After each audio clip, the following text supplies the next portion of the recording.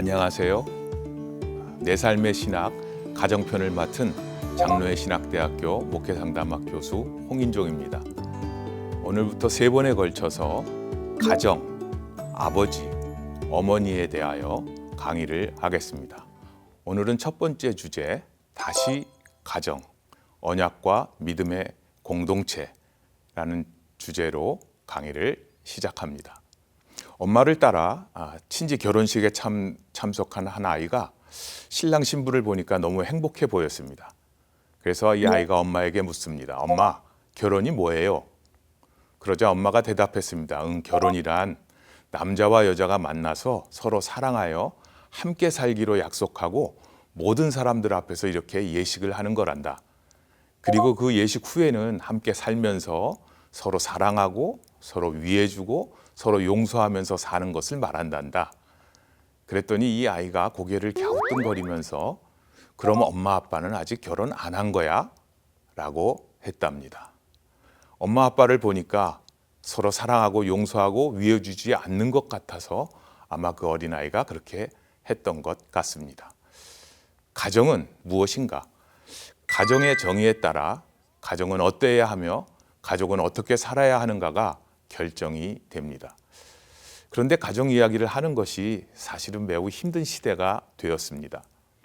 결혼보다는 비혼, 출산보다는 미출산, 저출산, 가족 세대보다는 1인 가구, 싱글 라이프, 혼밥, 혼자 여행하기, 혼행, 혼자 놀기, 혼놀, 또 요즘에는 혼자 이야기하는 사람들도 많습니다. 이런 것들이 주요 주제가 되었습니다. 어떻게 보면 가족이나 가정이라는 주제는 점점 고리타분한 주제가 되었습니다. 세계관이 바뀌고 가족관이 바뀌어서 무엇이 옳은 것이고 진리인가 보다는 모든 것을 주관적이고 상대적인 관점에서 바라보게 되었습니다. 내게 옳은 것이면 되고 내가 선택한 것이면 되고 각 개인에게 어떤 의미가 있느냐가 그 어떤 기준보다 훨씬 더 중요하게 여겨집니다.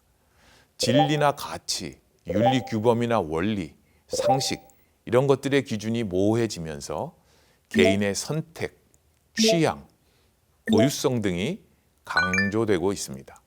일반적으로 가족의 정의는 남녀의 결혼과 혈연, 입양으로 결합된 집단, 그 가족 구성원은 경제적 단위를 형성하고 함께 생활, 거주하는 사람들로 정의합니다.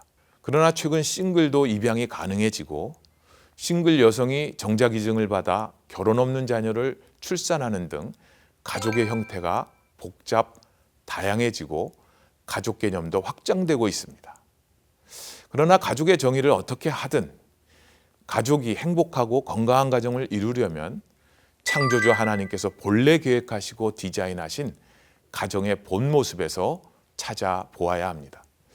결혼을 하나님께서 사람에게 제정해 주신 것이고 또 남녀가 결혼 제도를 통해서 함께 살도록 하셨습니다.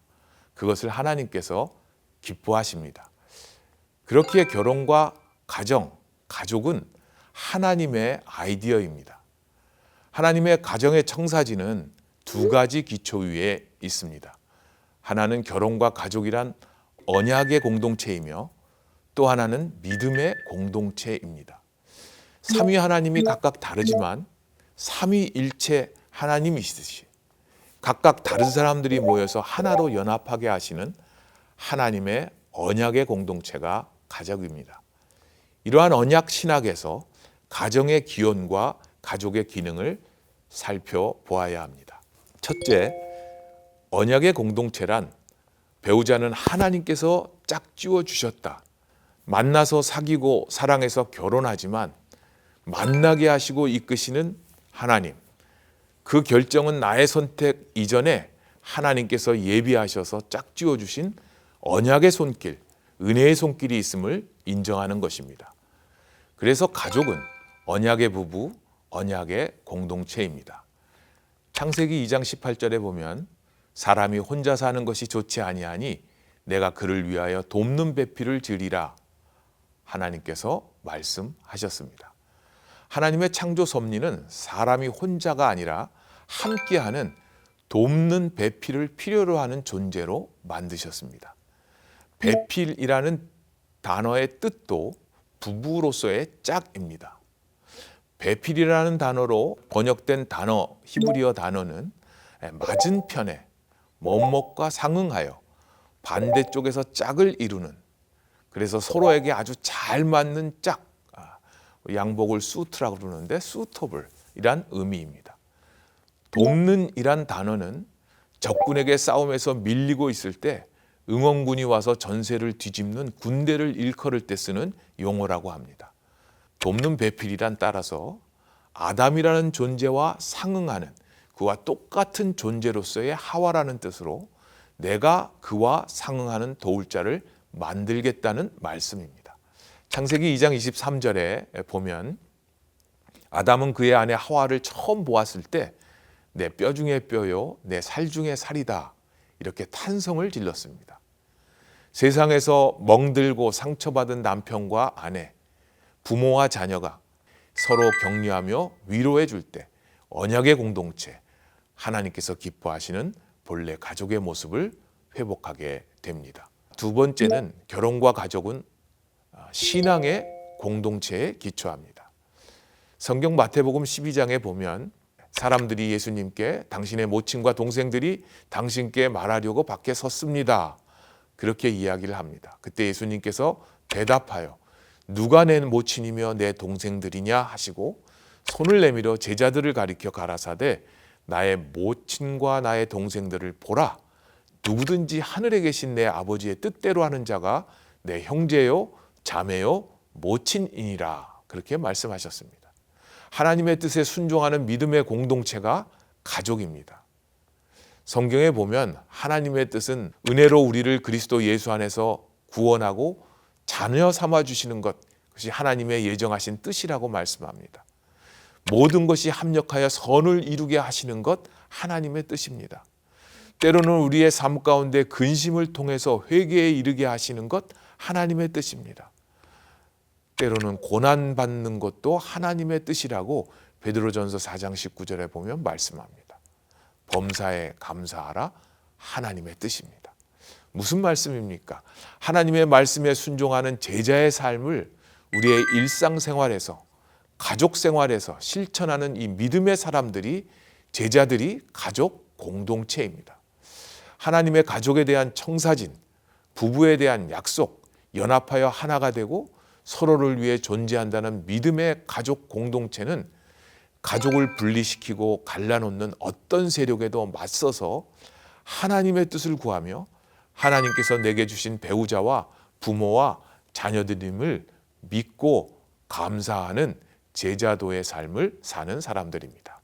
마태복음 19장 4절부터 6절까지는 사람을 지으신 하나님께서 첫사람 아담과 하와에게 주셨던 주례사입니다.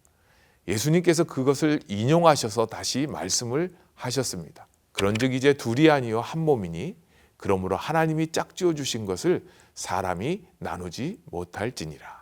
의역을 주로 한 메시지 성경은 이 말씀을 새롭게 번역을 했습니다. 남자와 여자의 이 유기적인 연합은 하나님께서 창조하신 것이다.